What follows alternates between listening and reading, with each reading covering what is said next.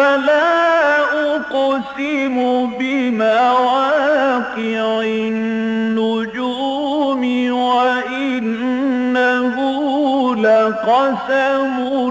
لو تعلمون عظيم إنه لقرآن كريم في كتاب مكنون لا يمسه إلا المطهرون تنزيل من رب العالمين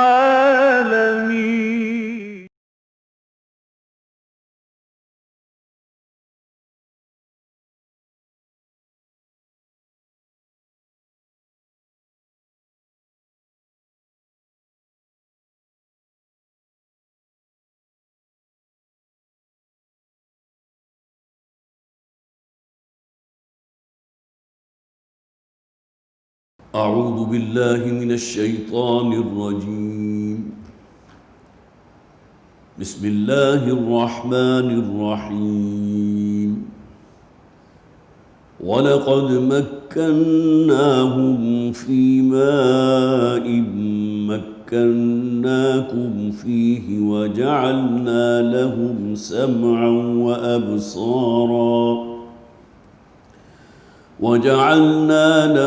سمعا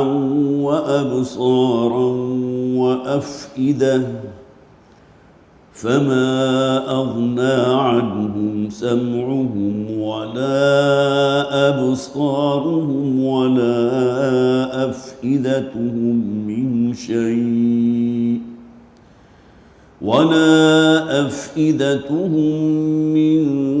شيء إذ كانوا يجحدون بآيات الله وحاق بهم ما كانوا به يستهزئون. ولقد أهلكنا ما حولكم من القرى وصرفنا الآيات لعلهم يرجعون. فلولا نصرهم الذين اتخذوا من دون الله قربانا آلهة بل ضلوا عنهم وذلك إفكهم وما كانوا يفترون. وإذ صرفنا إليك نفرا من الجن يستمعون القرآن فلما حضروه قالوا أنصتوا فلما قضي ولوا إلى قومهم منذرين. قالوا يا قومنا إنا سمعنا كتابا أنزل من بعد موسى مصدقا لما بين يديه يهدي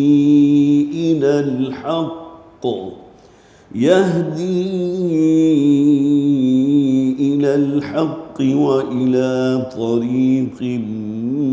مستقيم. يا قومنا أجيبوا داعي الله وآمنوا به يغفر لكم من ذنوبكم ويجركم من عذاب أليم. ومن لا يجب داعي الله فليس بمعجز في الأرض وليس له من دونه أولياء أولئك في ضلال مبين. صدق الله العظيم. رب اشرح لي صدري ويسر لي أمري واحلل عقدة من لساني يفقهوا قولي. اللهم ألهمنا رشدنا وأعذنا من شرور أنفسنا آمین یا رب العالمین۔ سورہ احقاف کل 4 رکوع پر مشتمل ہے۔ 3 رکوع ہم پڑھ چکے ہیں، صرف ایک آیت باقی رہ گئی تھی، اس پر انشاءاللہ آج بیان ہوگا، اور چوتھے رکوع کا نصف میں نے ابھی آپ کے سامنے تلاوت کیا ہے۔ جیسا کہ میں نے عرض کیا تھا، یہ مکی صورت ہے، سورہ احقاف۔ یہ احقاف اصل میں جمع ہے حقف کی۔ حقف ریت کے ٹیلے کو کہتے ہیں۔ یہ جزیرہ نما عرب کا جو یہ بالکل جنوبی حصہ ہے، جہاں بہت بڑا ریگستان ہے اور ریت کے بڑے بڑے ٹیلے ہیں، تو یہ قوم جو وہاں آباد تھی، جو اپنے وقت کی بہت ہی متمدن قوم تھی، قرآن حکیم میں 20 مقامات پر اس قوم کا ذکر کیا گیا، جسے ہم قوم عاد کے نام سے جانتے ہیں۔ لیکن یہ کہ انہوں نے اللہ کی نعمتوں کا انکار کیا، سرکشی کی، نافرمانی کی، بغاوت کی، اللہ کے خلاف، اللہ کے رسول کے خلاف۔ نتیجتاً پھر جو عذاب ان پر آیا تو وہی علاقہ جو انتہائی سرسبز تھا، شاداب تھا، جہاں گویا کہ انہیں دنیا کی ہر نعمت میسر تھی۔ ظاہر ہے کہ کسی قوم کے اندر اگر تکبر اور استکبار پیدا ہوتا ہے تو کسی بنیاد پر ہوتا ہے۔ اللہ کی نعمتوں کو اگر انسان واقعتاً جو جذبہ ایمانی ہونا چاہیے کہ اللہ کا شکر ادا کرے، اس کی بجائے اگر اس کے اندر تمرد پیدا ہو جائے، اس کے اندر جو ہے وہ غرور اور گھمنڈ پیدا ہو جائے، تو یہ چیز اللہ تعالیٰ کو انتہائی ناپسند ہے۔ اور سب سے بڑھ کر یہ کہ اللہ تعالیٰ جن نبیوں اور رسولوں کو ان قوموں کی طرف بھیجتا رہا، اگر ان کا چٹا انکار کر دیا جائے، انہیں قتل تک کرنے سے دریغ نہ کیا جائے، تو ظاہر ہے کہ پھر یہ بات وہ ہے جو اللہ تعالیٰ کے غیظ و غضب کو بہت بھڑکا دینے والی ہے۔ اسی کا نتیجہ یہ نکلا کہ وہ علاقہ جو بڑا سرسبز اور شاداب ہوا کرتا تھا، نخلستانوں پر وہ گویا کہ مشتمل تھا، وہی جو ہے بالکل لق و دق ایسا صحرا بن گیا کہ جہاں کوئی شخص جاتے ہوئے بھی اسے خوف آتا ہے۔ جیسا کہ مولانا مودودی رحمۃ اللہ علیہ نے اپنی تفہیم میں ایک واقعہ بھی بیان کیا، یہ کوئی 1800 کے بالکل آخر کا واقعہ ہے، تقریباً سمجھ لیجیے 150 سال پہلے کا، کہ ایک شخص تھا کہ جو سیاح تھا اور وہ اس علاقے میں گیا کہ جہاں کوئی بدو تیار نہیں تھا کہ وہاں تک اس کی رہنمائی کر سکے، لیکن چونکہ اس نے بائبل پڑھی ہوئی تھی، اور جس طرح ہمارے ہاں بھی مختلف مزاج کے لوگ ہوتے ہیں کہ جو ارض القرآن، قرآن حکیم میں جن جن زمینوں کا، سرزمینوں کا ذکر کیا گیا، مولانا مودودی رحمۃ اللہ علیہ کی بھی ایک کتاب موجود ہے ارض القرآن کے حوالے سے، کتاب ہے یا کہ چند مضامین ہیں، تو اس میں بھی انہوں نے یہ شام کا اور عراق کا اور اسی طرح عرب کا یہ علاقہ، نجد کا، حجاز کا علاقہ، اس کا دورہ کیا تھا۔ تو وہ شخص جو ہے وہاں پہنچا ہے، اور اس کے بعد پھر اس نے کہا کہ کوئی بدو مجھے وہاں لے جانے کو تیار نہیں تھا، اور وہ ریت عجیب و غریب قسم کی تھی کہ جو ہر شے کو اپنے اندر نگل لیتی تھی۔ جس طرح دلدلی زمین ہوتی ہے کہ اگر آپ کوئی بھاری پتھر اس میں پھینکیں گے تو وہ غائب ہو جائے گا آپ کی نگاہوں سے، یہی معاملہ اس علاقے کی ریت کا تھا، اور اس کا عینی مشاہدہ اس شخص نے خود کیا جس کا حوالہ دیا مولانا مودودی رحمۃ اللہ علیہ نے اپنی تفسیر میں۔ بہرحال یہ وہ قوم ہے کہ جس کا یہاں ذکر ہے، اور پچھلی مرتبہ جو رکوع ہم نے پڑھا تھا، تیسرا رکوع، وہ تقریباً پورا کا پورا اسی قوم کے تذکرے پر مشتمل تھا۔ اللہ کا عذاب ان پر کس شکل میں آیا؟ فَلَمَّا رَأَوْهُ عَارِضًا مُسْتَقْبِلَ أَوْدِيَتِهِمْ، ایک دن انہوں نے دیکھا کہ ایک بادل جو ہے، یا یہ کہ ایک گھٹا جو ہے وہ ان کی بستیوں کا رخ کیے ہوئے ہے، تو انہوں نے بڑی خوشیاں منائی، هَذَا عَارِضٌ مُمْطِرُنَا، یہ تو ایک گویا کہ گھٹا اور برسنے والی ہے، جو ہمارے اوپر وہ باران رحمت جو ہے اس کا نزول ہوگا، اور ہماری پیاسی زمین بھی سیراب ہوگی، ہم بھی بڑا جشن منائیں گے۔ لیکن انہیں معلوم نہیں تھا کہ یہ اللہ کا عذاب ہے، بل هو ما استعجلتم به ریح فیہا عذاب علیم، بلکہ یہ وہ شے تھی جس کے بارے میں وہ بڑی جلدی مچا رہے تھے کہ لے آؤ وہ عذاب جس کا تم ہمیں دھمکی دے رہے ہو، جس کی وعید سنا رہے ہو، اور اس میں ایک بہت تیز و تند ہوا تھی کہ جس میں اللہ کا عذاب پوشیدہ تھا۔ تدمر کل شیء بامر ربھا، اور اس نے ہر شے کو تلپٹ کر دیا، اکھاڑ پھینکا ہر شے کو اپنے رب کے حکم سے، فَأَصْبَحُوا لَا يُرَىٰ إِلَّا مَسَاكِنُهُمْ، اور پھر وہ ہو گئے، وہ بستیاں رہ گئی کہ صرف وہاں جو ہے وہ مکان تو موجود تھے، لیکن یہ کہ وہاں رہنے والے جو تھے سب ہلاک کر دیے گئے۔ كَذَلِكَ نَجْزِي الْقَوْمَ الْمُجْرِمِينَ، اسی طرح اللہ تعالیٰ فرماتے ہیں کہ ہم جزا دیتے ہیں، سزا دیتے ہیں ان قوموں کو جو اللہ کی مجرم قوم ہیں۔ یہاں تک آیت نمبر 25 تک ہم پڑھ چکے تھے، اب آئیے آیت نمبر 26 سے۔ وَلَقَدْ مَكَّنَّاهُمْ فِي مَا إِن مَّكَّنَّاكُمْ فِيهِ، یہ اصل میں مخاطب ہیں جو کہ قریش مکہ، بلکہ صرف قریش نہیں، جتنے بھی قبائل وہاں آباد تھے، اہل مکہ، مشرکین مکہ، لہٰذا انہیں کہا گیا، ظاہر ہے کہ یہ لوگ خوب اچھی طرح جانتے تھے، ان کے جو تجارتی قافلے ہوتے تھے جب جاتے تھے جنوب کی طرف، نیچے کی طرف، تو قوم عاد کی بستیاں جو ان کے رستے میں آتی تھی، جس کا بھی میں نے ذکر کیا، اور اسی طرح جب یہ جاتے تھے شمال کی طرف، ان کے تجارتی قافلے تھے قوم سمود کی بستیاں، اور سدوم اور عمورہ کی بستیاں ان کے رستے میں آتی تھیں، لہٰذا وہ خوب اچھی طرح واقف تھے کہ یہاں کے بستی کے رہنے والے جو ہے ان پر اللہ کا عذاب آیا تھا،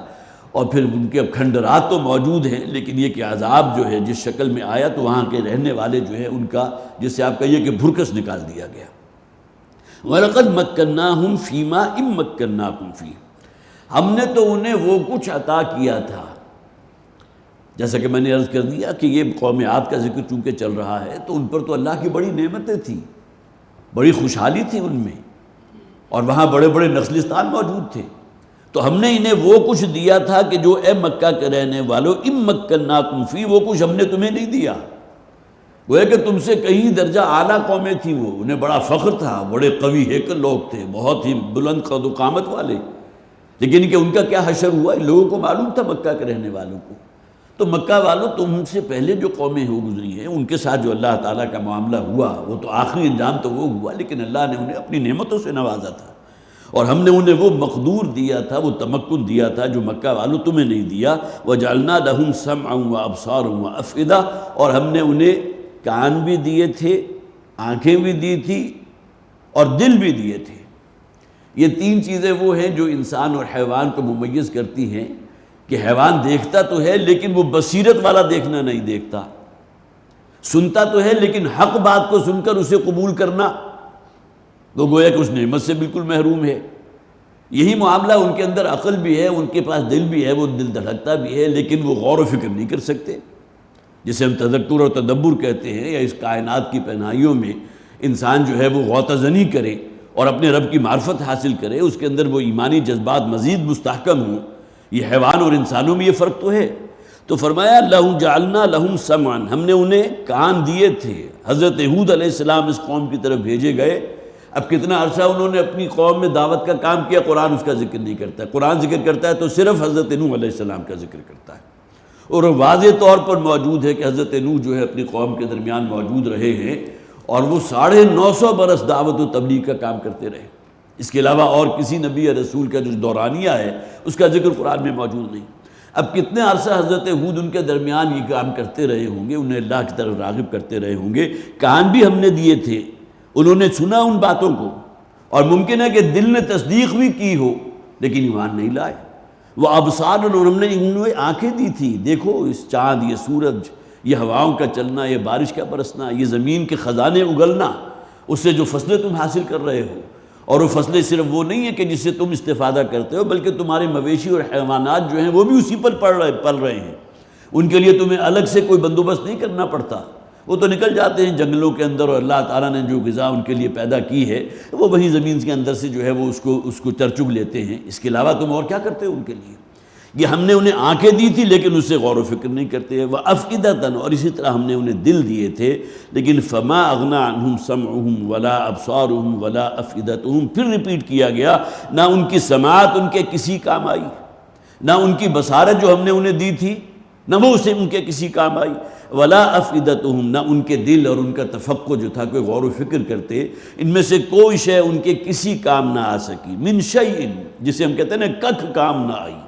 وہ سب کے سب خالصتاً حیوانی سطح پر زندگی گزار کر اللہ کے عذاب کا نوالا بنے ہیں۔ اذ کانوا یجحدون بآیات اللہ، جب کہ انہوں نے انکار کیا تھا اللہ کی آیات کا۔ حضرت ہود علیہ السلام کو کیا معجزات دیے گئے، قرآن ان کے ذکر سے خالی ہے، لیکن قرآن یہ ضرور کہتا ہے کہ ہم نے ہر رسول کو معجزے دیے تھے۔ ان کے فوراً بعد جو عاد ثانیہ ہے، جسے ہم قوم صالح کے نام سے جانتے ہیں، جسے قرآن قوم سمود کہتا ہے، ان کی اونٹنی کا قرآن میں کم سے کم 4-5 جگہ پر ذکر موجود ہے کہ قوم نے مطالبہ کیا تھا کہ اگر ہماری نگاہوں کے سامنے یہ چٹان شق ہو اور ان میں سے ایک اونٹنی برآمد ہو جائے تو ہم آپ پر ایمان لے آئیں گے۔ اگرچہ اس کی تفصیل یہ بھی ہے، قرآن میں تو موجود نہیں کہ وہ اونٹنی جو ہے ان کی نگاہوں کے سامنے ایک بچے کو بھی جنم دے،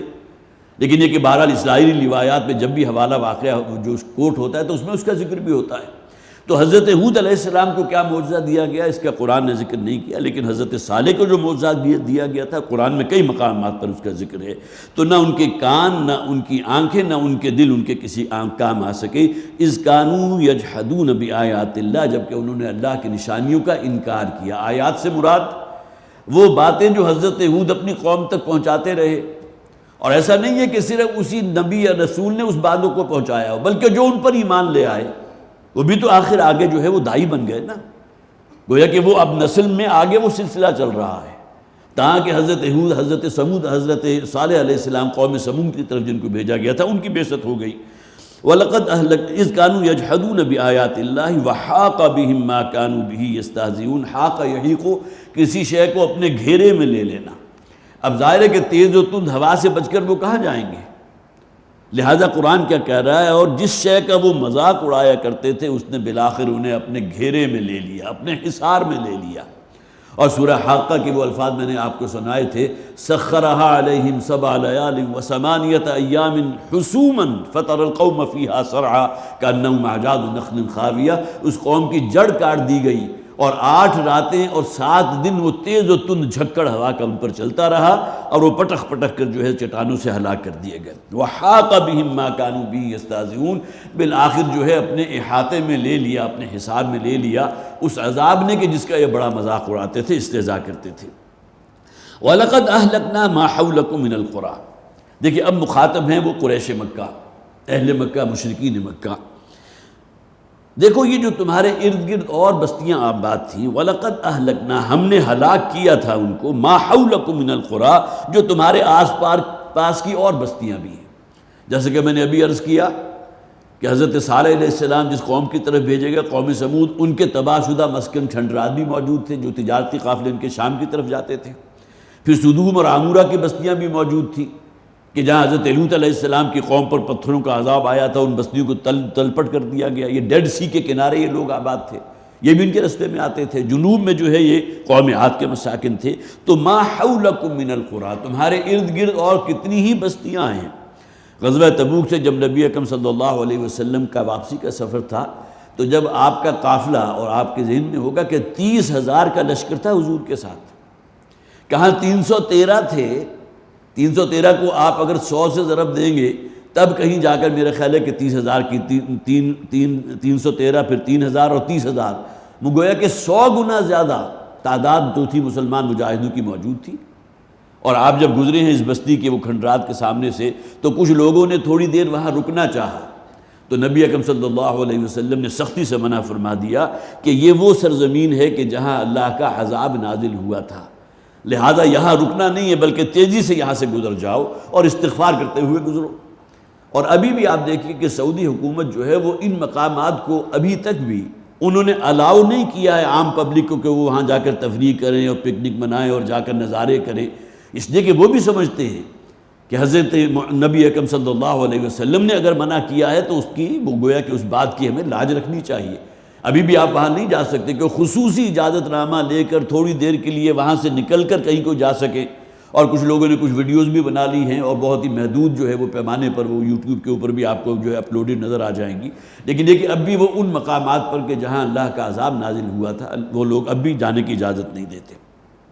تو ما حولکم من القریٰ، وہ بستیاں جو تمہارے ارد گرد آباد تھی، وصرفنا الآیات لعلہم یرجعون، اور ہم نے تو اپنی آیات کو بار بار تکرار کے ساتھ 20 مقامات پر قوم عاد کا، قوم سمود کا ذکر قرآن میں موجود۔ اور یہ بار بار تذکرہ کیوں ہوتا ہے؟ یہ صرف انہیں عبرت دلانے کے لیے کہ تم سے پہلے یہ بڑی مہذب، بڑی متمدن، جسے قرآن کہہ رہا ہے کہ ہم نے انہیں جو عروج دیا تھا یہاں مکہ کے رہنے والوں، تمہیں تو وہ عروج بھی ہم نے نہیں دیا۔ جو جسمانی طاقت ان کے پاس تھی، جو ٹیکنیکس یا ٹیکنالوجی ان کے پاس ہوگی، انہوں نے اتنے اونچے اونچے احرام مصر بھی تو آخر کب بنا تھا؟ آج بھی جو ہے وہ عجوبے میں شامل ہوتا ہے کہ کیسے بنا دیا گیا۔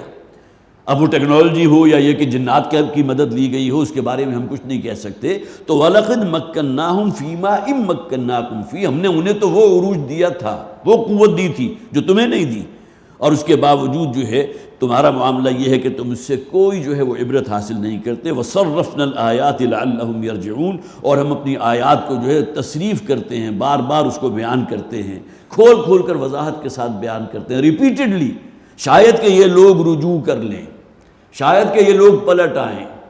شاید کہ اس آئینے کو دیکھ کر یہ اپنے مستقبل کے بارے میں سوچنے پر مجبور ہو جائیں کہ کہیں ہمیں بھی اللہ تعالیٰ کا کوئی عذاب جو ہے ہمیں کسی شکل میں آنا دبوچے. فَلَوْلَا نَصَرَهُمُ الَّذِينَ اتَّخَذُوا مِن دُونِ اللَّهِ قُرْبَانًا آلِهَةً, تو کیوں نہیں ایسا ہوا کہ مدد کی ہوتی ان ہستیوں نے کہ جن کو انہوں نے اللہ کے سوا اپنا معبود قرار دیا تھا اور جن کے یہ پوچھتے تھے قرباناً, قرب حاصل کرنے کے لیے. اس لیے دیکھیے کہ ہر قوم کے اندر ایک طبقہ تو موجود ہوتا ہے جو بالکل چٹا انکار کر دیتا ہے کہ ہم کسی آخرت واخرت کے قائل نہیں ہیں. قرآن میں ذکر موجود ہے, جو کچھ ہے دنیا کی زندگی ہے بس, جیسے یہاں ہماری آنکھ بند ہوگی تو وہ زندگی ختم ہو گئی, اب کسی دوسری زندگی کے ہم قائل نہیں ہیں. جسے آپ کہیں گے خالصتاً جو ہے وہ معاملہ چٹا اور کورا انکار ہے آخرت کا. اور ایک تعداد ان لوگوں کی بھی ہوتی تھی تو مانتے تھے آخرت کو, ان کے اندر کچھ نہ کچھ ضمیر تو موجود ہوگا نا کہ ہم نے اگر برائیاں کی ہیں, ہم نے اگر برے کام کیے ہیں, ہم نے لوگوں پر اگر ظلم کیا ہے تو ہماری پکڑ ہو جائے گی. لہٰذا وہ کیا کیا کرتے تھے کہ وہ آلہہ کے نام پر نذرانے دیا کرتے تھے, اونٹ قربان کرتے تھے, کعبے کی دیواروں کو اس اونٹ کے خون سے لتھیڑ دیا کرتے تھے, اور سمجھتے یہ تھے کہ یہ جو ہستیاں ہیں جن کی ہم عبادت کر رہے ہیں, جس دیوی کے نام پر ہم نے اپنا اونٹ قربان کر دیا, وہ اللہ کے ہاں جا کر ہمیں بچا لیں گی. تو جیسا کہ کہا گیا سورہ زمر کی آیت نمبر 3 کے اندر ہے وَمَا نَعْبُدُهُمْ إِلَّا لِيُقَرِّبُونَا إِلَى اللَّهِ زُلْفَىٰ, اللہ کا لفظ ہے وہاں. ہم جو ان کی پوجا پاٹ کرتے ہیں, ان کے نام پر نذرانے دیتے ہیں, ان کے نام پر اپنے جانور قربان کرتے ہیں, کس لیے؟ تاکہ یہ اللہ کا ہمیں قرب حاصل ہو سکے, تاکہ یہ ہستیاں ہمارے آخرت میں کام آ سکیں. جو کسی درجے میں وہم و گمان کے درجے میں ان کے دل کے اندر یہ بات موجود ہے کہ مرنے کے بعد ہماری جواب دہی ہوگی, لیکن ظاہر ہے کہ اس کے لیے انہوں نے جسے آپ کہیے کہ شارٹ کٹ جو تلاش کر لیا وہ یہ تھا کہ ان دیویوں اور دیوتاؤں کی خدمت کرو, ان کے جو ہے وہ نذرانے کرو, ان کے نام پر اپنے جانور قربان کرو, تمہارے کام آ جائیں گے. فلولا نصرهم الذين اتخذوا من دون الله قربانا آلهة, تو کیوں نہیں ایسا ہوا کہ مدد کی ہوتی ان لوگوں نے, ان ہستیوں نے جن کو انہوں نے اللہ کے سوا اپنا معبود قرار دیا تھا. اور حالانکہ جیسا کہ میں اس سے پہلے بھی عرض کر چکا ہوں کہ نیت کیا تھی, اس لیے کہ کسی نہ کسی درجے میں وہ آخرت کا کچھ نہ کچھ جو ہے سان گمان میں ان کے موجود تھا, لہذا چاہتے یہ تھے کہ وہاں ہمارے کام آ سکیں, ہمیں اللہ کی قربان آلہہ, اللہ کی پکڑ سے بچا سکیں. وَمَا نَعْبُدُهُمْ إِلَّا لِيُقَرِّبُونَا إِلَى اللَّهِ زُلْفَىٰ, ہم جو ان کی عبادت کرتے ہیں, پوجا پاٹ کرتے ہیں, تاکہ یہ اللہ کے نزدیک ہمیں کر سکے, ہمارے کام آ سکیں اللہ کے ہاں. بَلْ ضَلُّوا عَنْهُمْ, اب کوئی معاملہ نہیں, بلکہ سب کے سب جو ہے اب ان سے رخصت ہو گئے. وہ تصورات, وہ عقائد, وہ مذمومہ جو باطل نظریات تھے کہ آخرت میں یہ ہمارے کچھ کام آ سکیں گی, یہ دیویاں دیوتا جو اللہ کی بیٹیاں ہیں, فرشتے ہیں, جن کے نام پر ہم نے فلاں دیوی گھڑ لی ہے, فلاں دیوتا جو ہے وہ بنا لیا اپنے ہاتھوں سے, لیکن یہ تمام چیزیں ان سے اس دن غائب ہو جائیں گی, کوئی شے کسی کام نہیں آئے گی. وَذَلِكَ إِفْكُهُمْ, یہ جو کچھ ان کے باطل نظریات تھے کل کا کل جھوٹ تھا, اس کی کوئی جڑ اور بنیاد نہیں تھی. اللہ نے اپنے نبیوں اور فرشتوں, اپنے نبیوں اور رسولوں کو جو بھیجا ہے مختلف اوقات میں, کیا کسی نے یہ کہا تھا کہ ہمارے مرنے کے بعد ہماری قبروں کو جو ہے سجدہ گاہ بنا لینا, یا ہمارے نام پر دعائی مانگنا, ہمارے نام پر جو حاجت روائی جو ہے ہمارے ذریعے سے طلب کرنا؟ کسی نے کوئی کہا ہو تو کوئی دلیل ہو, جیسا کہ قرآن میں کہا گیا ہاتھو برہانکم ان کنتم صادقین, اگر تم اپنے اس نظریات کے لیے کوئی دلیل رکھتے ہو تو لے کر آؤ وہ دلیل. کسی کتاب میں کوئی شے موجود ہے؟ تو فرمایا گیا ذالک افکہم, یہ تمام چیزیں جو انہوں نے گھڑ لی تھیں یہ سب کا سب سوائے جھوٹ کے اور کچھ نہیں تھا. وما کانوا یفترون, اور جو کچھ انہوں نے افطرا پردازی کی تھی اللہ کے حوالے سے کہ یہ تو اصل میں اللہ کی خاص پسندیدہ دیوی ہے, اس کے نام پر چڑھاوے چڑھائیں گے تو ہمارے کچھ کام آئے گی. اب یہاں تک تو گویا کہ وہ مکی صورتوں کا جو مضمون ہے وہ اپنی تکمیل کو پہنچا, اگرچہ آخری آیات جو ہیں وہ پھر اسی موضوع پر ہیں, لیکن اب چند آیات آ رہی ہیں کہ جس کے اندر جنات کا ذکر ہے. اب یہ جو اگلی آیات ہے, جیسا کہ میں نے عرض کیا اس سے پہلے کہ ان آیات کا ہم باقاعدہ جو ہے ترجمہ اور اس کی کچھ نہ کچھ جو ہے وضاحت میں آپ کے سامنے کروں, چند باتیں نوٹ کر لیجئے. یہ جن نامی جو مخلوق ہے یہ قرآن سے ثابت ہے. قرآن میں 14 مختلف صورتوں میں 19 مرتبہ جنات کا ذکر ہے. اب اس کے باوجود اگر کوئی شخص انکاری ہے ان کے وجود سے تو معلوم ہوا کہ وہ قرآن کی ایک بہت بڑی حقیقت کا انکار کر رہا ہے۔ پھر نبی اکرم صلی اللہ علیہ وسلم کی سیرت میں، آپ کی زندگی میں بھی کئی واقعات آپ کو ملیں گے مختلف روایتوں سے، جس میں نبی اکرم صلی اللہ علیہ وسلم، ان میں سے چند میں ابھی آپ کے سامنے بھی رکھوں گا، جو باقاعدہ مستند احادیث کی کتابوں کے اندر موجود ہیں، کہ آپ دعوت کے لیے تشریف لے گئے جنات کی بستی میں، یا ایسی جگہ ہے جہاں جنات کو اللہ تعالیٰ نے ان کی طرف بھیج دیا تھا اور حضور نے قرآن کی دعوت ان تک پہنچائی۔ تو گویا کہ جو ہمارے اقلیت زدہ لوگ ہیں جو جنات کا انکار کرتے ہیں، یا اس سے آگے بڑھ کر فرشتوں تک کا انکار کر دیتے ہیں، یا معجزات کا انکار کرتے ہیں، اب اس میں مجھے تفصیل میں جانے کی ضرورت نہیں ہے، لیکن یہ کہ یہ بہرحال ایک طبقہ موجود رہا ہے۔ تو کم سے کم یہ کہ جو جنات کا انکار کرتے ہیں ان کے علم میں ہونا چاہیے کہ 14 صورتیں، آج خاص طور پر میں نے جو اس حوالے سے بھی تھوڑی تحقیق کی تھی، تو 14 صورتوں میں 19 مرتبہ یہ لفظ جن کا لفظ جو ہے آیا ہے، اور ایک علیحدہ مخلوق کے طور پر آیا۔ اور اس میں خاص طور پر اگر آپ کے ذہن میں آیا ہو سورہ رحمان، اس میں تثنیہ کا صیغہ 20 مرتبہ آیا۔ تثنیہ سے مراد مرد اور عورت نہیں ہے، بلکہ تثنیہ سے مراد انسان اور جنات ہیں۔ ایھا الثقلان کہا گیا، وہ دو وجود کے جو بوجھل ہیں، جو مکلف ہیں، مرد اور عورت وہ دونوں ہیں، لیکن وہ نوع تو ایک ہی ہے نا، اسپیشیز تو ایک ہے۔ ایھا الثقلان، اے دو بوجھل وجودوں والو، اور ان سے خطاب ہو کر کہا جا رہا ہے، کتنی 31 مرتبہ ریپیٹ ہوئی آئے مبارکہ سورہ رحمان میں، فَبِأَيِّ آلَاءِ رَبِّكُمَا تُكَذِّبَانِ۔ یہ تثنیہ کا صیغہ ہے، اللہ تعالیٰ کی کون کون سی نعمتیں ہیں جن کا تم انکار کرو گے، جھٹلاؤ گے، کیسی اللہ کی رحمت اور اللہ کے فضل کی بارش تم پر ہوئی ہے، کیا کچھ نعمتوں سے اس نے تمہیں نوازا ہے، کس کس نعمت کا انکار کرو گے، اور نعمتوں کا تو احساس تم کر نہیں سکتے۔ تو جنات کا وجود جو ہے وہ اس کا انکار کرنا گویا کہ قرآن کی ایک بہت بڑی حقیقت کا انکار کرنا ہے۔ آج کے دور میں ایسے لوگ موجود ہیں، مجھ سے بھی ملاقات ہوتی ہے، جو اس شک و شبے میں ہے کہ جن نامی کوئی شے ہے بھی کہ نہیں۔ اصل میں جن تو چونکہ وہ آگ سے تخلیق کیا گیا، لہٰذا ایسے لوگ جو بہت مشتعل طبیعت والے ہوں ان کے لیے جن کا لفظ استعمال ہو گیا، اور وہ گویا کہ عام انسانوں سے ڈگر میں ہٹے ہوئے ہوتے ہیں، لہٰذا انہیں علیحدہ مخلوق کے طور پر ذکر کر دیا گیا۔ اس قسم کی خرافات جو ہے وہ سننے کو ملتی ہیں، لیکن پھر وہی بات جیسا کہ میں نے عرض کیا، سورہ جن پوری ایک سورت مکمل موجود ہے اسی موضوع کے اوپر، جس میں نبی اکرم صلی اللہ علیہ وسلم کی زندگی کے ایک واقعے سے جو پردہ ہٹایا گیا تھا، اور وادی نخلہ کا جو واقعہ جس کا بھی میں ذکر کروں گا بڑی تفصیل کے ساتھ، آپ کو سیرت کی کتابوں کے اندر اس واقعے کا بخاری مسلم دونوں کتابوں میں موجود۔ تو گویا کہ اس شے کا تو کوئی امکان نہیں ہے کہ جنات کے وجود کا انکار کیا جائے۔ پھر دوسری بات نوٹ کیجئے کہ مکی دور میں، یہ صاحب تفہیم القرآن یہ بات جو ہے وہ لکھ رہے ہیں کہ کم سے کم 6 مرتبہ 6 واقعات ایسے ہیں مکی دور کے جس میں نبی اکرم صلی اللہ علیہ وسلم نے جنات کو دعوت دی ہے۔ 6 واقعات، اور اس کے علاوہ اور کتنے ہوں گے جو ابھی گویا کہ بھی احادیث میں موجود نہیں، لیکن یہ کہ 6 واقعات تو وہ ہیں کہ جو موجود ہیں، جس کا ذکر جو ہے تفہیم القرآن کے اندر موجود ہے۔ اور پھر اگلی بات نوٹ کیجئے کہ صحابہ کرام میں سے بھی چند ایسے ہیں کہ جنہیں تجربہ ہوا ہے جنات سے ملاقات کا۔ حضرت عبداللہ ابن مسعود رضی اللہ تعالیٰ عنہ کا خاص طور پر ذکر آئے گا، میں وہ واقعہ بھی آپ کے سامنے رکھوں گا، کہ جس سے ثابت ہوگا یہ الگ مخلوق ہے، اور پھر یہ کہ مخلوق وہ ہے کہ جو اپنی حید بدل سکتی ہے۔ جن انسانی شکل میں بھی آ سکتا ہے، جسے آپ چڑیل کہتے ہیں، اس کی شکل میں کوئی جو ہے جنی آ سکتی ہے، اسی طرح سانپ کی شکل میں جن آ سکتا ہے۔ نبی اکرم صلی اللہ علیہ وسلم کی تو صراحتاً احادیث بھی موجود ہے کہ سانپ کو دیکھتے ہی ایک دم نہ مار دیا کرو، ممکن ہے وہ جن ہو، لہٰذا اس کو جو ہے فوری طور پر یہ کچھ کلمات بھی ہیں، مجھے پوری طرح یاد نہیں آ رہے، کہ اسے جو ہے ہوشیار کر دیا کرو، اگر تم جن ہو تو یہاں سے چلے جاؤ، یا یہ کہ فوراً غائب ہو جاؤ ورنہ میں تمہیں مار دوں گا۔ اس قسم کا مفہوم بھی ملتا ہے کہ جنات جو ہیں وہ سانپ کی شکل میں بھی تبدیل ہو جاتے ہیں۔ تو گویا کہ ان کا کوئی حسی اور مادی وجود نہیں ہے۔ پھر سب سے بڑھ کے یہ کہ ان کی یہ کائنات کی جو وسعتیں ہیں، جو پہنائیاں ہیں، ان میں بہت اوپر تک رسائی ہے۔ قرآن حکیم میں یہ بات موجود ہے کہ یہ جاتے ہیں اور آسمان کی خبریں اچک لینے کی کوشش کرتے ہیں،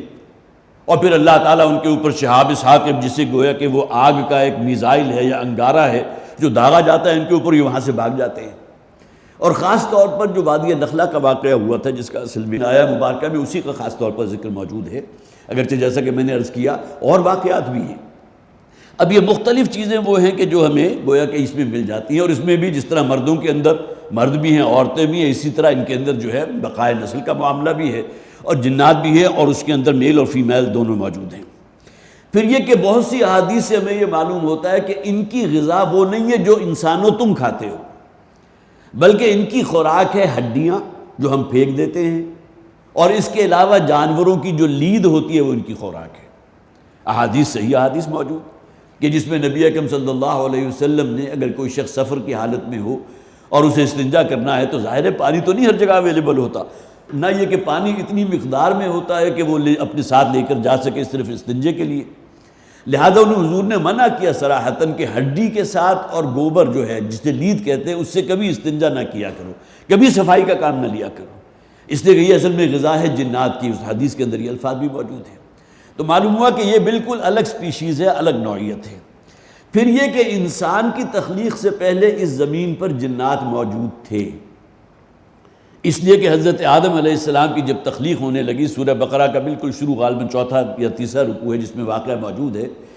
کہ اِذْ قُلْنَا لِلْمَلَائِكَةِ اسْجُدُوا لِآدَمَ فَسَجَدُوا إِلَّا إِبْلِيسَ، اسی کے اندر اس کا ذکر بھی موجود ہے کہ ملائکہ نے کہا تھا کہ اے پروردگار کیا تو ایسی مخلوق بنانے چلا ہے کہ جو زمین میں فساد برپا کرے گی؟ اب اس سے بہت سے مفسرین نے یہ بات مراد لی ہے، اور بالکل بات اس جانب جاتی ہے کہ جنات ہم سے پہلے وجود میں آ چکے تھے۔ یہی وجہ ہے نا کہ ابلیس لعین کان من الجن ففسق عن امر ربی، 7 مختلف مقامات پر جو حضرت آدم علیہ السلام کی تخلیق کا واقعہ بیان ہوا، اس میں صرف سورہ بنی اسرائیل ایک واحد صورت ہے جس میں اس بات کو بالکل واضح کر دیا گیا کہ ابلیس لعین جو تھا وہ جنات میں سے تھا، کان من الجن ففسق عن امر ربی۔ فرشتے تو اپنے رب کے حکم کی نافرمانی نہیں کر سکتے، لہذا کیا فرمایا گیا؟ فسجد الملائکۃ کلہم اجمعون، تمام ملائکہ نے، جبرائیل ہو، میکائیل ہو، کوئی ہو، سب نے سجدہ کیا آدم کو، اجمعون سب نے مل جل کر، الا ابلیس، سوائے ابلیس کے، اس لیے کہ وہ جنات میں سے تھا۔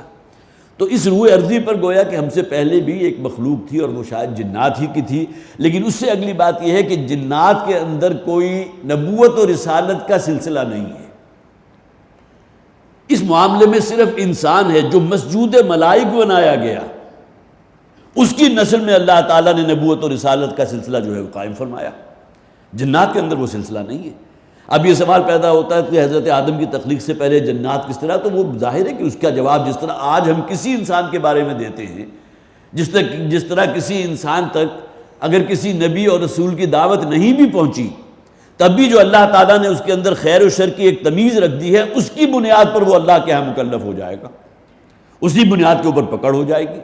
اگر وہ جھوٹا انسان ہے، مکر و فریب کرنے والا انسان ہے، دھوکہ دینے والا انسان ہے، فحش گو ہے، تو اس بنیاد پر جو ہے اس کی پکڑ ہو جائے گی کہ کیا اللہ تعالیٰ نے فَأَلْهَمَهَا فُجُورَهَا وَتَقْوَاهَا، اللہ نے تو ہر انسان کے اندر یہ ودیت کر دیا ہے، اسے معلوم ہے نیکی کیا ہے، بدی کیا ہے، برائی کیا ہے اور اچھائی کیا ہے، ہر انسان کو معلوم ہے۔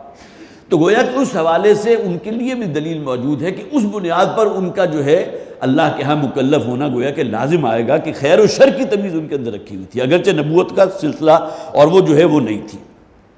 اسی طرح جنات کی عمر بہت طویل، اور اس کے لیے بہت سی روایات ہیں جو حضرات شاید ممکن ہے بعض حضرات کے علم میں ہو۔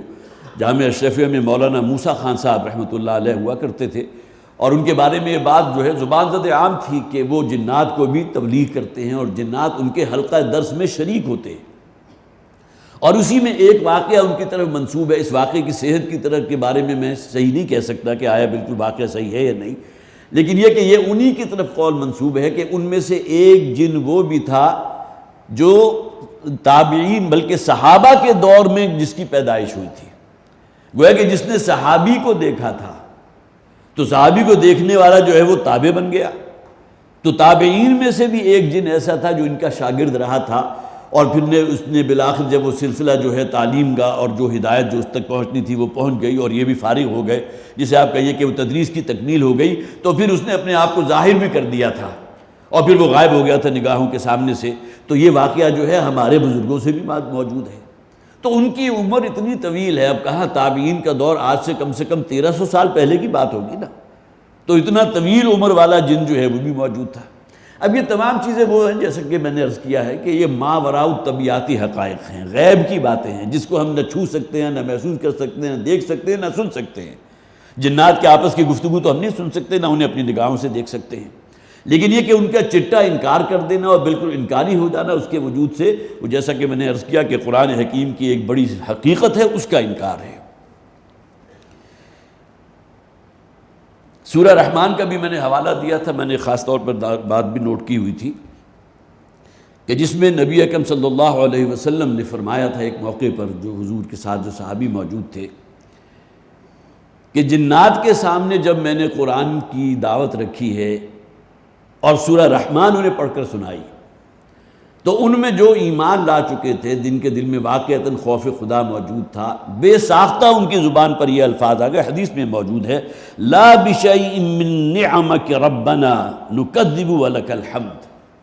اے پروردگار تیری کوئی ایسی نعمت نہیں ہے جو ہم پر ہوئی ہو جس کی ہم تکذیب کر سکیں، اور کل حمد تیری ذات کے لیے۔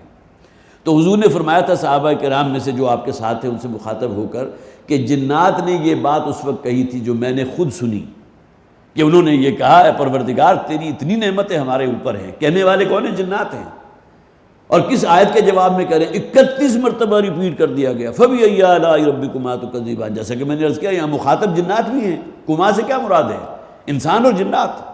تو جنات نے یہ کہا تھا، اس پر حضور نے کہا لیکن انسانوں میں سے بہت کم ہی ایسے ہوں گے کہ فوری طور پر یہ کلمہ ان کی زبان پر آ جائے۔ گویا کہ اس حوالے سے کہنا یہ مطلوب ہے کہ تم سے بہتر تو وہ جنات ہی تھے، تم سے بہتر یہ صحابہ سے بہتر نہیں، لیکن یہ کہ جو بھی قرآن کو پڑھنے والا ہے اور یہ آیات پڑھتا ہے اور اسے شعور نہیں ہوتا کہ اللہ کی کن نعمتوں کا اسے جو ہے شکر ادا کرنا ہے جن کا وہ احساس تک نہیں کر سکتا، کہ جنات نے یہ کہہ دیا تھا لا بشیء من نعمک ربنا نکذب ولک الحمد، اے پروردگار تیری اتنی نعمتیں ہمارے اوپر ہیں کہ جس کا ہم نہ تکذیب کر سکتے ہیں اور نہ ان کی تردید کر سکتے ہیں، اور سب سے بڑھ کر یہ کہ کل حمد اور کل شکر تیری ذات کے لیے ہے۔ اب آئیے اس خاص واقعے کی طرف جس میں اس سورہ مبارکہ میں جس کا ذکر بھی کیا گیا ان آیات کے اندر، اگرچہ ان آیات کا بھی باقاعدہ ہم نے جو ہے وہ درس شروع نہیں کیا۔ یہ وادی نخلہ کا واقعہ ہے، اور حضور کی سیرت میں 2 مرتبہ یہ واقعہ پیش آیا۔ یہ واقعہ سے مراد جس میں جنات کی ایک جماعت جو ہے اللہ تعالیٰ نے ان کا رخ ادھر پھیر دیا جہاں کے حضور خود موجود تھے۔ ایک تو بالکل مکی دور کے ابتدائی زمانے کی بات ہے کہ جس میں نبی اکرم صلی اللہ علیہ وسلم، اس میں بھی بہت صحابہ ہیں اور یہ بات جو ہے مسند احمد کے اندر بھی موجود ہے حدیث کی شکل میں، کہ حضور عکاظ کی طرف تشریح لے کر جا رہے تھے۔ عکاظ کا میلہ آپ نے نام بھی سنا ہوگا کہ حضور نے اپنی دعوت جو ہے ہر جگہ پہنچائی ہے۔ حد یہ ہے کہ ان جگہوں پر بھی کہ جہاں لوگ جمع ہو جاتے تھے کھیل تماشے کے لیے بھی، وہ بھی کیا معلوم کہ وہاں بھی کچھ ایسے سعید لوگ موجود ہوں۔ تو حضور عکاظ کی طرف تشریف لے کر جا رہے تھے کہ رستے میں یہ واقعہ پیش آیا کہ ایک جگہ حضور نے تھوڑی دیر قیام کیا ہے اور کوئی مغرب کی نماز تھی یا فجر کی نماز تھی، اور آپ کھڑے ہو کر جو ہے قرآن کی تلاوت بلند آواز کے ساتھ کر رہے تھے، چند صحابہ بھی حضور کے ساتھ موجود تھے۔ تو اس موقع پر جو ہے یہ جنات کی ایک جماعت آئی ہے، وہ کہیں اوپر سے گزر رہی تھی، اگر اذ صرفنا الیک نفرا من الجن، جبکہ ہم نے رخ کر دیا ایک جنوں کی جماعت کا آپ کی طرف ہے نبی صلی اللہ علیہ وسلم۔ تو کوئی ایک جماعت اوپر سے گزر رہی تھی یا کوئی ایک قافلہ ہوگا ان کا رخ پھیر دیا، وہ آ کر بیٹھ گئے اور بالکل ہی پوری طرح ہمہ تن گوش ہو کر اس کلام کو سنتے رہے۔ اس سے پہلے کیا ہو رہا تھا کہ حضور پر جو وحی، بلکہ انبیاء اور رسول پر جو وحی آیا کرتی تھی، تو وحی کے لیے خصوصی حفاظتی اقدامات ہوتے تھے کہ جنات ان میں سے کوئی اگر چیز اچک لیں گے تو آ کر اپنے زمین پر جو کوئی گرو ہوگا اسے بتا دیں گے، اور وہ وحی کے نازل ہونے سے پہلے ہی وہ بات واشگاف ہو جائے گی۔ لہٰذا جنات نے یہ محسوس کیا کہ ہمارے اوپر معاملات جو ہیں بڑے سخت کر دیے گئے ہیں، بڑے سخت پہرے لگا دیے گئے ہیں۔ اب اگر ہم کوئی خبر اچکنے کے لیے اوپر کا رخ کرتے بھی ہیں تو ہمارے پیچھے جو ہے وہ شہاق ثاقب ہمارا تعاقب کرتے ہیں۔ معلوم ہوتا ہے کہ یہ دنیا والوں کے لیے اب کوئی بڑی نئی بات ہونے والی ہے۔ اچھا، یہ جو جنات کی عکاظ کے میلے کا جو واقعہ لہٰذا مکی دور کا بالکل ابتدائی حصہ ہے، ابتدائی دور کی بات ہے۔ تو یہ ان قافلے والوں نے جب جیسا کہ ایک انوکھا کلام سنا، سورہ جن کے اندر بھی ذکر موجود ہے، اگرچہ وہ وادی نخلہ کا وہ واقعہ ہے جس میں حضور طائف کے سفر سے واپس آ رہے تھے، لیکن یہ کہ یہ جو واقعہ ہے اس میں ان کے پیش نظر یہی تھی، انہوں نے فوراً ان کے دل نے یہ گواہی دی کہ معلوم ہوتا ہے کہ وہ بڑی خبر یا کوئی بڑا واقعہ جو ظہور پذیر ہونے والا ہے، جس کی وجہ سے ہمارے اوپر بندش لگا دی گئی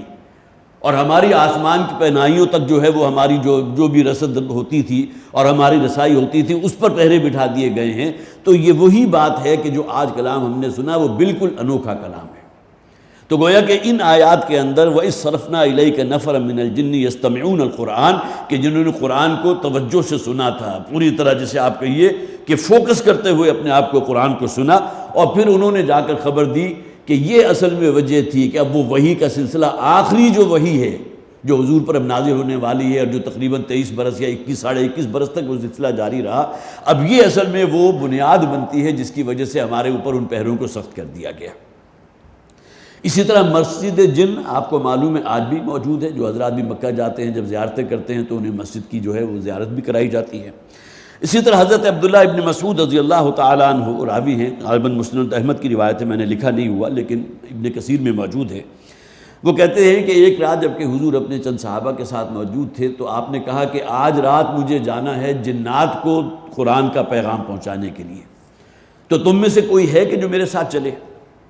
تو حضرت عبداللہ ابن مسعود رضی اللہ تعالیٰ عنہ وہ جو جس نوجوان صحابی ہوں گے اس وقت انہوں نے کہا میں آپ کے ساتھ چلتا ہوں۔ ایسا نہیں کہ بقیہ کوئی خدا نہ خواستہ کوئی ڈرپوک تھے، نہیں، بلکہ یہ کہ وہ ایک شخص کو لے جانا چاہتے تھے تو وہ تیار ہو گئے، اپنے آپ کو والنٹیئر کیا۔ وہ کہتے ہیں حضور مجھے لے کر مکے سے باہر نکلے، ذرا کچھ فاصلے پر جا کر حضور تشریف فرما ہو گئے، اور حضرت عبداللہ ابن مسعود رضی اللہ تعالیٰ عنہ سے کہا کہ تم یہاں بیٹھ جاؤ، اور حضور نے اپنے ہاتھ سے یا اپنے ہاتھ میں کوئی ڈنڈی ہوگی یا کوئی شے لکڑی ہوگی، اس سے ایک حصار حضرت عبداللہ ابن مسعود رضی اللہ تعالیٰ عنہ کے گرد کھینچ دیا، اور بہت سختی سے تاکید کر دی کہ اس حصار سے تم نے باہر نہیں نکلنا، بس اسی کے اندر رہو۔ اس کے بعد حضور نے مزید باتیں نہیں کہ اب اس میں کہانی پیدا کرنے کے لیے اور بہت کرنے کے لیے یہ ہو جائے گا وہ ہو جائے گا، اس قسم کی کوئی بات نہیں ہے اس حدیث کے اندر۔ اس کے بعد حضور تشریف فرما ہو گئے اور آپ نے پھر قرآن کی تلاوت شروع کر دی۔ اب وہ کہتے ہیں مجھے کچھ محسوس نہیں ہوا، کچھ آوازیں، کچھ کھس کی اس طرح کی آوازیں تو کوئی محسوس ہوئی، لیکن یہ کہ میں بیٹھا رہا، اور کچھ دیر کے بعد حضور نے گویا کہ حضرت عبداللہ ابن مسعود سے کہا چلو اب واپس چلیں۔ تو گویا کہ یہ ایک واقعہ ہے جس کے عینی گواہ موجود تھے حضرت عبداللہ ابن مسعود کو، جن کو حضور نے ایک حصار میں مقید کیا، محصور کیا، اور پھر یہ کہ آپ نے اپنی دعوت جو ہے جنات تک پہنچائی۔ اب وہ جنات آگے اس دعوت کے داعی بن گئے، اس کا ذکر قرآن میں بھی موجود ہے، اس لیے کہ یہ تو قرآن کی ڈیمانڈ ہے نا، جیسا کہ حضور نے بھی فرمایا صلی اللہ علیہ وسلم خیرکم من تعلم القرآن وعلمہ۔ تو یہ ہدایت صرف انسانوں کے لیے، میرے اور آپ کے لیے تو نہیں ہے، جنات بھی اس کے حوالے سے مکلف ہے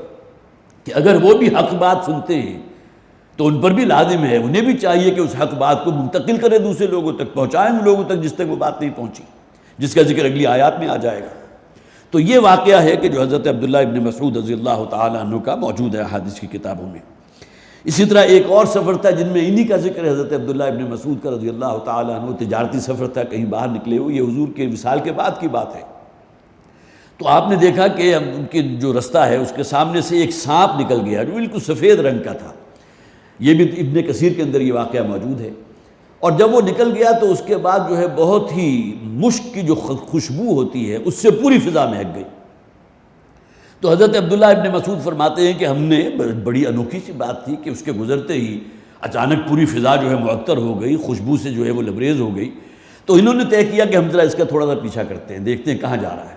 کہتے ہیں وہ گیا، حضرت عبداللہ ابن مسعود اور آپ کے ساتھ جو لوگ تھے وہ بھی ساتھ پیچھے پیچھے گئے، تھوڑی دیر جا کر وہ سانپ جو ہے کہیں بیٹھا اور اس کے بعد مر گیا، اب ہل جل نہیں رہا۔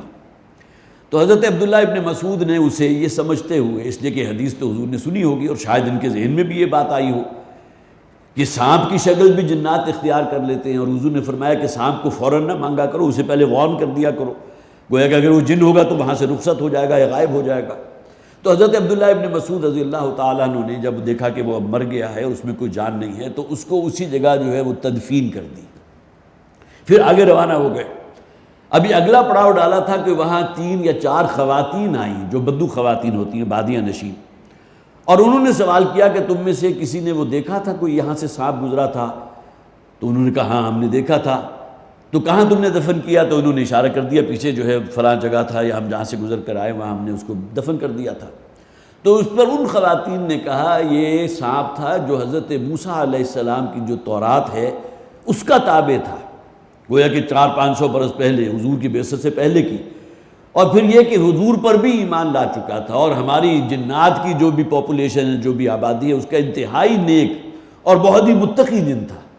تو اس کا انتقال ہوا۔ اب یہ دیکھیے اللہ کی طرف سے معاملہ کہ حضرت عبداللہ ابن مسعود نے باقاعدہ اس کو، جسے آپ کہیے کہ یہ سمجھتے ہوئے کہ شاید یہ وہی مخلوق ہو، اس کی باقاعدہ تدفین کی۔ اب یہ واقعہ بھی جو ہے وہ موجود ہے احادیث کی کتابوں کے اندر۔ تو جیسا کہ میں نے بالکل آغاز میں کہا تھا کہ قرآن حکیم کی 14 سورتوں میں 19 مرتبہ جنات کا ذکر موجود ہے، لیکن اس کے باوجود بھی اگر کوئی شخص جو ہے وہ اس کا انکاری ہے یا ان کے وجود کا بالکل انکاری ہے، تو وہ قرآن کی ایک بہت بڑی حقیقت ہے کہ جس کا وہ انکار کر رہا ہے۔ یہ چند باتیں ایسی تھیں کہ جو میں چاہتا تھا کہ وہ آپ کے سامنے رکھ دوں۔ اب آئیے کہ ان آیات کا ہم مطالعہ شروع کرتے ہیں۔ وَإِذْ صَرَفْنَا إِلَيْكَ نَفَرًا مِنَ الْجِنِّ يَسْتَمِعُونَ الْقُرْآنَ، اور اے نبی گویا کہ محذوف ہے، آپ یاد کیجئے کہ جب یہ ہم نے جنات کی ایک جماعت کو آپ کی طرف ان کا رخ پھیر دیا، یستمعون القرآن، جو قرآن کو سننے لگے، قرآن کی سماعت کرنے لگے۔ استماع کہتے ہیں کسی بات کو پوری طرح توجہ اور ارتکاز توجہ کے ساتھ سننا۔ فلما حضروه قالوا انصتوا، اب جنات چونکہ خلائی مخلوق ہے، اللہ تعالیٰ نے ان کا رخ پھیرا، جب وہ وہاں پہنچ گئے جہاں نبی اکرم صلی اللہ علیہ وسلم قرآن پڑھ رہے تھے، تو انہوں نے وہاں پہنچ کر جب حاضر ہو گئے تو قالوا انصتوا، تو فوراً ایک دوسرے سے کہا بالکل خاموش ہو جاؤ، اس لیے کہ بہرحال اللہ کے کلام کا ایک جلال بھی ہے، اس کا جمال بھی ہے، اس کی ہیبت بھی ہے۔ تو جن لوگوں کے اندر کچھ نہ کچھ وہ فطرت سلیم ہوتی ہے، انسانوں میں سے جنات کے اندر بھی تو ایسے ہوں گے نا اچھی شریست والے، تو فوراً سمجھ گئے ہوں گے کہ یہ بہت ہی انوکھا بڑا عجیب کلام ہے کہ جس کو ہمیں سننا چاہیے۔ تو لہٰذا اپنے ساتھیوں سے جو کہیں گفتگو کر رہے ہوں گے، جیسا کہ آپ کو معلوم ہے انسانوں میں بھی ہوتا ہے، بعض اوقات چپ کروانا پڑتا ہے، تو انصتوا، تو انہوں نے کہا ایک دوسرے سے کہا انصتوا، خاموش ہو جاؤ، اب چپ ہو جاؤ۔ فلما قضی، جب وہ حضور کی تلاوت ختم ہو گئی اور معاملہ جو ہے ختم ہو گیا، ولوا الی قومہم منذرین، اب یہی جنات تھے کہ جو اپنی قوم کی طرف پلٹے ہیں خبردار کرنے والے بن کر۔ گویا کہ قرآن حکیم کا جو پیغام ان تک پہنچایا، اس کے ذریعے اپنی جنات کی جماعت کو خبردار کرنے کے لیے، جیسے کہ میں نے کہا تھا مکلف وجود ہیں یہ دو، انسان اور جنات۔ باقی اور جو اللہ تعالیٰ کی تخلیقات ہیں ان میں کوئی مکلف ہے یا نہیں ہم کچھ نہیں کہہ سکتے۔ جانوروں کے بارے میں بھی بعض احادیث تو ایسی آتی ہیں کہ اگر ایک بکری نے یا بکرے نے دوسرے پر ظلم کیا ہوگا تو ان کے ساتھ بھی عدل و انصاف ہوگا، لیکن بہرحال یہ مکلف اس اعتبار سے کہ نیکی اور بدی کی بنیاد پر جنت اور جہنم کا فیصلہ ہو جائے، یہ معاملہ جو ہے حیوانات کے لیے کسی اور مخلوق کے لیے، جنات کے لیے ہے۔ لَأَمْلَأَنَّ جَهَنَّمَ مِنَ الْجِنَّةِ وَالنَّاسِ أَجْمَعِينَ، جیسے قرآن حکیم میں فرمایا گیا کہ جہنم کو میں نے تیار کیا ہے کہ جسے میں لازماً بھروں گا، جو جنات میں سے بھی ہوں گی، وہ تمام نسلیں کے جو گویا کہ وہ بدکار تھی، فاسق و فاجر تھی، اور انسانوں میں سے بھی کہ جو جنات کے اور شیطان کے پیروکار بن گئے تھے۔ تو اب یہ قوم جو ہے لوٹی ہے اپنے قوم کی طرف، ولوا الی قومہم، اپنے قوم کی طرف وہ لوٹے، منذرین، انہیں خبردار کرنے کے لیے۔ قالوا یا قومنا، اب اپنی قوم میں پہنچ کر انہوں نے کیا بات کی، یا قومنا، اے ہماری قوم کے لوگو، انا سمعنا کتابا انزل من بعد موسیٰ۔ اب دیکھیں معلوم ہوتا ہے کہ ان کے اندر وہ لوگ بھی موجود تھے جو تورات کا علم جو ہے انہیں تھا، اس لیے کہ حضرت موسیٰ علیہ السلام کا ذکر یہ کر رہے ہیں۔ اے لوگو، اے میری قوم کے لوگو، اے جنات کی جماعت، انا سمعنا، آج ہم نے سنا ہے ایک ایسی کتاب کو، ایک ایسے کلام کو، انزل من بعد موسیٰ، جو حضرت موسیٰ علیہ السلام پر جو تورات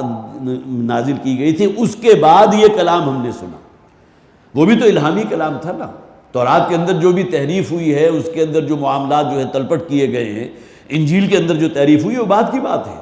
لیکن یہ کہ بہرحال اوریجنل جو اللہ کے احکامات جو ہیں وہ تو موجود تھے۔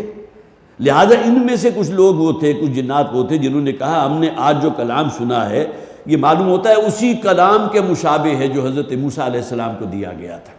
اور ظاہر ہے وہ کلام اللہ تھا۔ تورات میں کیا تھا؟ اللہ کا کلام تھا، اللہ کی شریعت کے احکامات تھے۔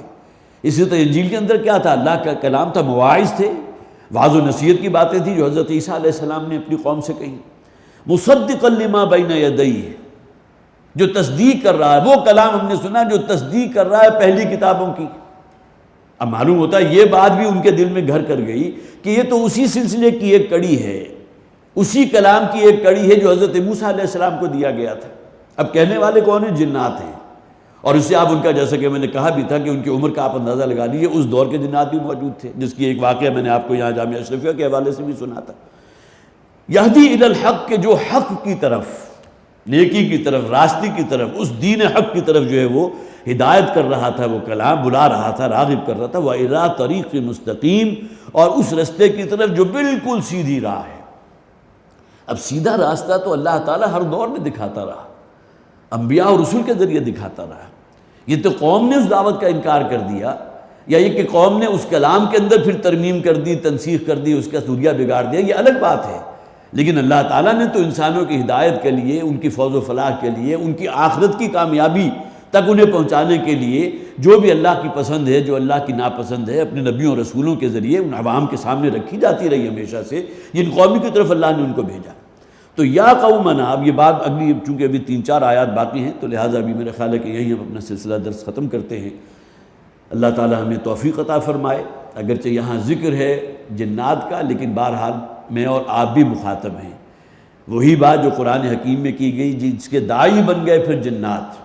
جو جا کر اپنی قوم میں اس بات کو پہنچانے والے بن گئے، یہی معاملہ جو ہے ہمارا بھی ہونا چاہیے کہ اگر ہمیں کوئی اچھی بات، نیک بات، قرآن کی بات، حدیث کی بات ہم تک پہنچے تو ہمارے اندر بھی یہ امنگ ہونی چاہیے، آرزو ہونی چاہیے کہ ہم اس بات کو اپنے بھائی بندوں تک، اپنے گھر والوں تک، اپنے اہل محلہ تک اس بات کو پہنچائیں۔ اور یہی وجہ یہ ہے کہ جیسے کہ میں نے وہ حدیث آپ کو سنا، خیرکم من تعلم القرآن وعلمہ، تم میں بہترین لوگ وہ ہیں جو قرآن کا علم حاصل کرتے ہیں